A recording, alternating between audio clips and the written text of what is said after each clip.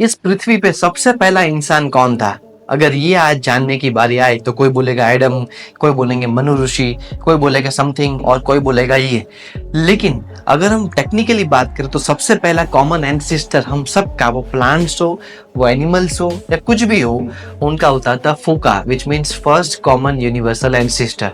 ये एक prokaryotic cell हुआ करता था।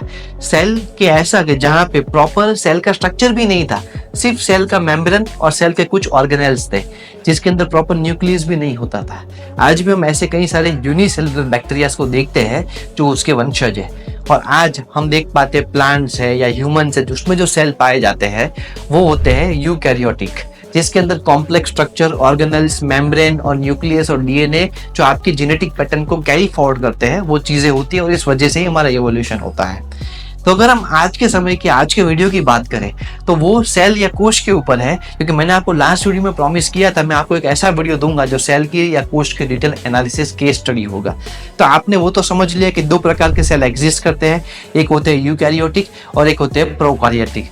यूकैरियोटिक जो है वो proper organelles, cell membrane, nucleus, DNA, RNA सब कुछ सिंथेसाइज करके बहुत ही कॉम्प्लेक्स होते हैं और इसमें कई सारे स्ट्रक्चर और प्रोसेस हो पाती है, फंक्शंस हो पाते हैं।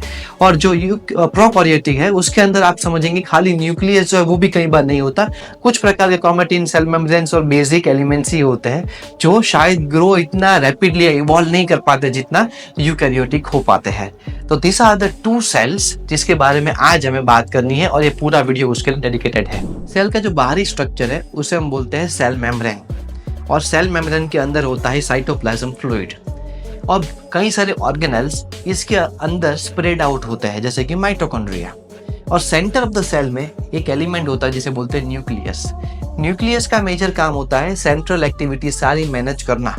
ये समझ सकते हैं कि ह्यूमन बॉडी में जैसे हार्ट होता है वैसे ही न्यूक्लियस होता है सेल के अंदर। न्यूक्लियस के साथ होते हैं उसके अंदर डीएनए जो हमारे जेनेटिक पैटर्न को कैरी फॉरवर्ड करते हैं, और साथ साथ में होते हैं क्रोमेटिन। क्रोमेटिन क्रोमोसोम्स डेवलप करते हैं, एक प्रकार से जैसे ह्यूमन बॉडी में नर्वस सिस्टम है वैसा ही कुछ टैंगल स्ट्रक्चर आपको दिखता है क्रोमेटिन का, दिखने में बहुत सिमिलर है। और इसमें आपको कई सारे क्रोमोसोम, जो बच्चा और बच्ची मतलब लड़का और लड़की, आपने सुना होगा एक्स क्रोमोसोम, वाई क्रोमोसोम, वही ये एक्स और वाई क्रोमोसोम की जोड़ियां बनाते हैं।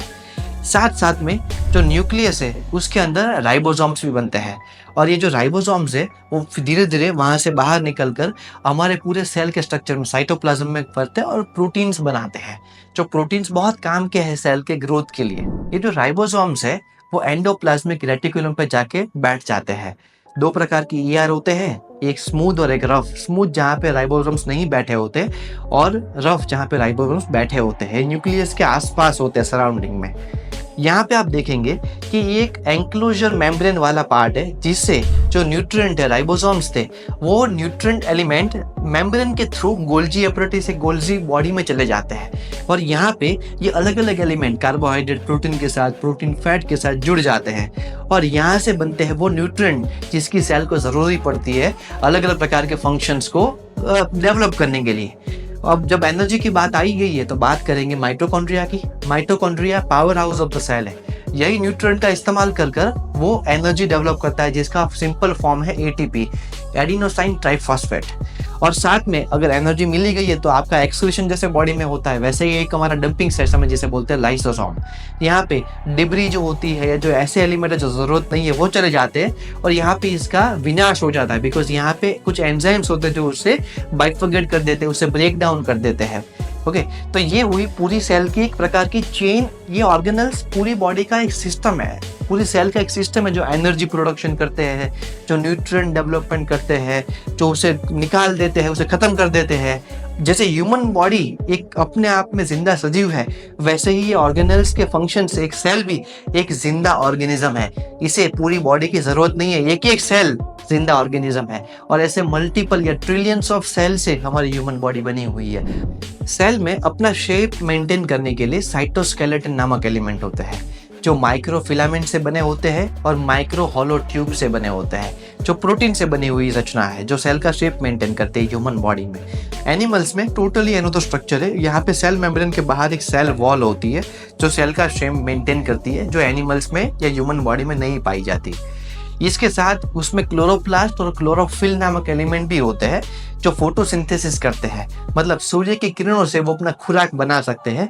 ह्यूमन बॉडी के सेल्स में ऐसी कोई रचना नहीं होती, तो इसीलिए फोटोसिंथेसिस के अलावा हमारी बॉडी जो है वो नहीं कर पाती, तो हमें फूड पे ही डिपेंडेंट रहना पड़ता है। साथ ही साथ में जो सेल होते हैं उसमें कुछ और ऑर्गेनिज्म भी होते हैं जो स्पेशल कुछ ही ऑर्गन्स के साथ कनेक्टेड है, जैसे कि हमारे लंग्स है। लंग्स के अंदर सीलिया नामक स्ट्रक्चर होता है।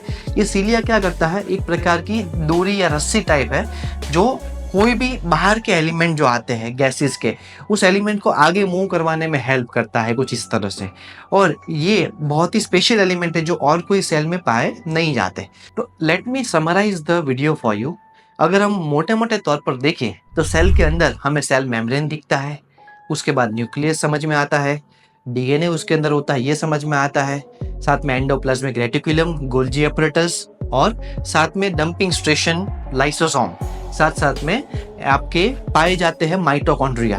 फिर एनिमल सेल्स में और प्लांट सेल्स के अंदर देखें तो क्लोरोप्लास्ट और क्लोरोफिल, साथ साथ में सीलिया, ऐसे कई ऑर्गेनल्स और ज़रूरी एलिमेंट सेल में पाए जाते हैं। हर किसी का अपना अपना फंक्शन है स्पेसिफिक, जो फंक्शन निभाते हैं। तो आप कैसे कह सकते हैं कि भाई यूनिसेलुलर एलिमेंट या कोई भी सेल जिंदा एलिमेंट नहीं है, जिंदा ऑर्गेनिज्म नहीं है।